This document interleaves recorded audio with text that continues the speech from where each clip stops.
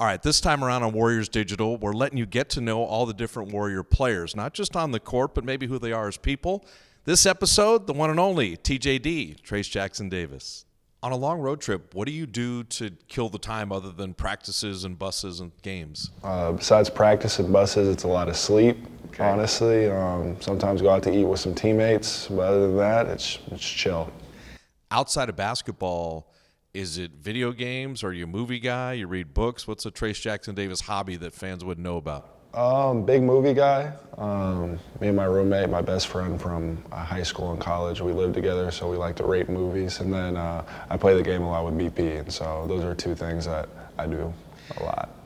This may or may not be true. You were on the B team in middle school in basketball.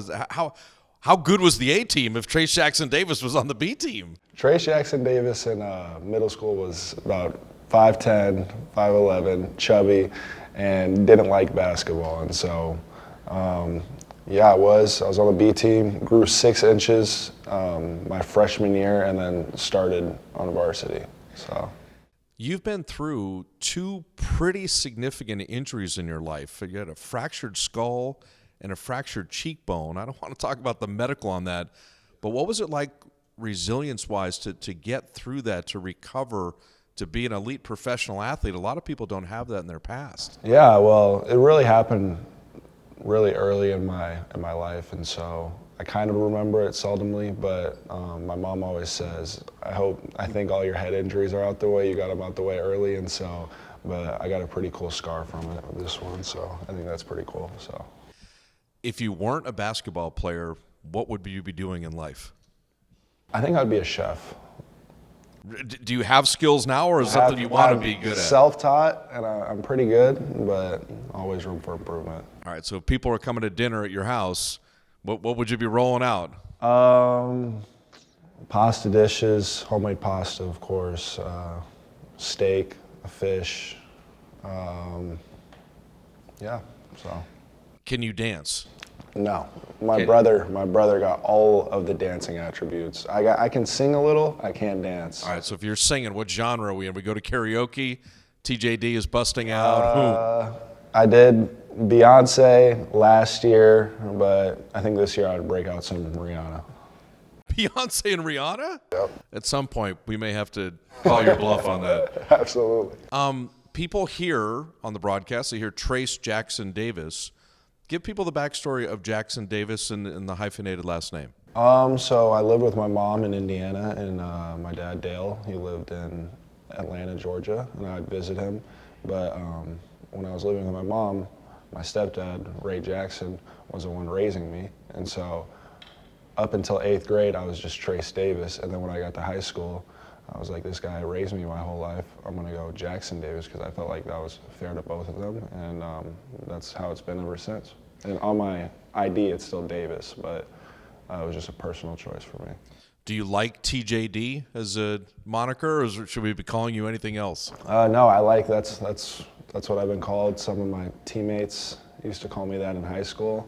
And it didn't really stick that much. I didn't really gain that nickname until I got to IU, and then that's when it really stuck. We kind of go with the TJD, the D is for dunk. Yes. Because that's a signature thing, and you've had in a very young career some amazing moments. Is it fun to look back and say, wow, I in the moment you're doing it, it's what you do for a living, but some of these are kind of highlights that I think are going to live for a little while, some of these dunks. Yeah, I know the one last year, the one on Wemby. I didn't even watch it the first few weeks because my phone was just blowing up so much. I was seeing it everywhere. And then I looked back this summer and I was like, yeah, that's kind of crazy. But at the end of the day, they're basketball plays, and I want to get a lot more. I'm trying to get a lot more in the future. That one knucklehead announcer got really excited when you did that. I don't know who that guy was. Yes, he was very animated, and I love to hear it. Out of your teammates, who is the one that either brings a smile to your face or is kind of the funniest or the most upbeat on a day-to-day basis? We have a lot of guys that are like that, but personally my favorite to talk to is probably Wiggs, just because Wiggs is so to himself, but when you go talk to him, he's just such a good dude, and just the way that he operates and interacts is just, he's very, very wholesome, and he's just an all-around great guy. Do you ever get mad? I've never seen you where isn't a smile, isn't a welcoming conversation, isn't totally like upbeat. Do you ever get angry? Or what makes you angry? I'm pretty mellow. I'm pretty chill on the game. Sometimes I'll get animated. If I dunk on someone and it's kind of crazy, I'll get animated. But other than that, not really. I'll get mad at myself, but I don't really show it. But I do. I get mad. We mentioned the B team thing, and to persevere and become an elite collegiate player, make the NBA, become a quality NBA player. What would you tell young kids that kind of go through stuff where they don't see what the outcome could be, but they got to keep grinding to kind of, keep the trajectory moving upwards? Yeah, just continue to grind. Just work as hard as you can every day, and just trust God, and listen to your coaches and your family around you, because they want what's best for you. Steph Curry always says the work will show. And I think for anything, to be good at anything, you can't cheat the game. It's the hours that people don't see. You had summer hours with Team USA. What was that like to go against the Olympic team, to be selected to scrimmage against them? And maybe what did that bring confidence-wise for you, or what was that experience like? It was a great experience, being able to be in there, learn from those guys, play against those guys, and with the younger class, and it was fun. I remember the first day we were in film, and Coach Kerr walked in, and he was like, "I want you to take it to us," and we did. I think we lost by like 4 or 5, but 4 or 5 against the greatest athletes in the world isn't bad. And then the next day they were like, "Well, we got something for you guys," and then we lost by 1 with the chance to win it, and so it just shows that we're competitive, but it was a great learning experience, and when you do that, it really raises your level of play and confidence. You were in the draft class with Brandon Pajemski. You guys will probably be bonded together in Warrior history. An amazing draft to get both of you. But draft night for you, on a personal basis, you're 20-10 at Indiana. You're an elite player. You see these draft picks going.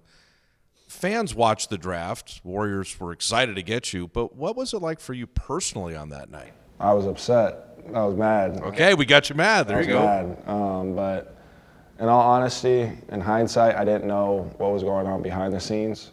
And so I remember the tweet I made. I said, "Y'all are going to regret it."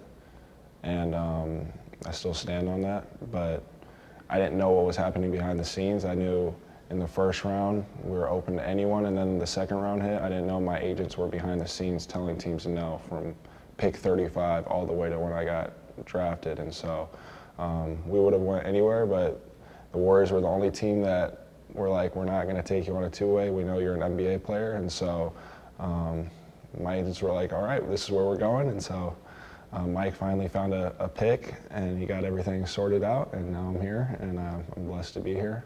I wouldn't want to be anywhere else. Had you spent much time in the Bay Area before you were drafted by the Warriors and started to play for the team? It's the first time. First time was after the draft. We flew out, me and BP, and that was the first time I've ever been there. Finish up with the best thing about being an NBA player is? The best thing about being an NBA player is I just think the job in general. Not a lot of people get to go out and travel the United States and just play with a team and bond, and that's really just your group of brothers that you go to war with every day, and I think that a lot of jobs aren't like that, so being able to do that on the professional level and play against the best athletes in the world, I think is pretty cool. All right, you're free, maybe even a movie tonight. Maybe even a movie.